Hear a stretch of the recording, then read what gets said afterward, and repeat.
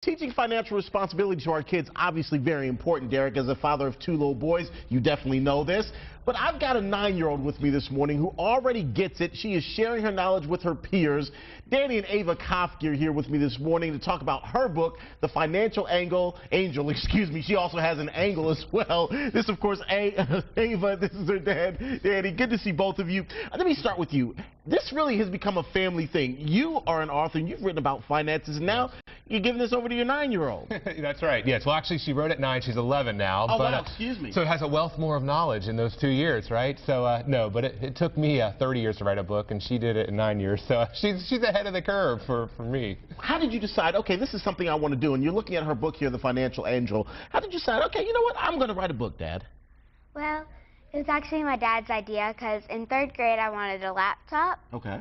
Because that's when the iPods and the iPads and everything was getting like really big with the technology and stuff. And I asked my dad if he'd buy me one, and he said no.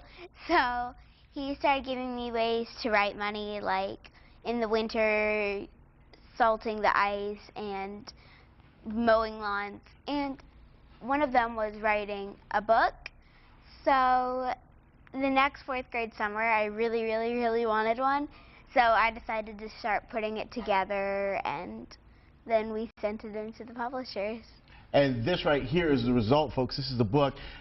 This really is a family thing for you guys, and even some of the principles that are laid out in this book are things that you and your wife are really modeling for the kids. Right, and that's, what we've tried to do that all along is just show them, good money habits. And I think parents sometimes we think, oh, kids won't absorb it, but you give a 5-year-old a video game remote and they can figure it out in 5 minutes, right? And it takes us half an hour. They're like sponges. So we just try to instill as much knowledge as possible in them just so they can grow up and hopefully not make some of the same financial mistakes that many young adults have made.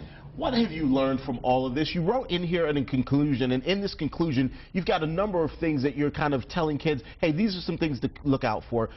Pick out 2. What do you think are probably the most important? Saving money is smart, because it really is, because it can impact your life in the future. And then knowing about money can prevent problems in your life. And that's something very interesting, knowing about money. One of the parts of this book that you've put in here has to do with credit cards and debit cards. Now, we were joking about this, folks, when we were talking earlier. I was like, girl, you don't know anything about credit cards and debit cards. You don't even have one. But you were saying that that was an important lesson that you wanted to share even early on for her. Right, and I'm okay with credit cards. Some people say don't have them, but we pay them off every single month. As a former teacher, we got paid once a month, and it happened when she was in kindergarten. I was taking her to school. Tracy was a stay-at-home mom, and she was going to the dentist with her other daughter, and I just said, why don't you put it on the credit card? And in that conversation on the ride to school, Ava's like, Dad, I thought if you used credit cards, you could lose your house. I said, all right, here's the moment. I said, well, yes, you can, but we pay them off.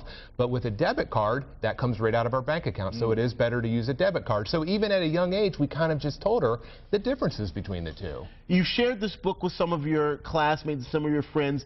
I'm curious, how has it been received? Do they talk about it, or they're just like, yeah, it's cool that you wrote a book? Yeah, it's cool that you wrote a book, mostly.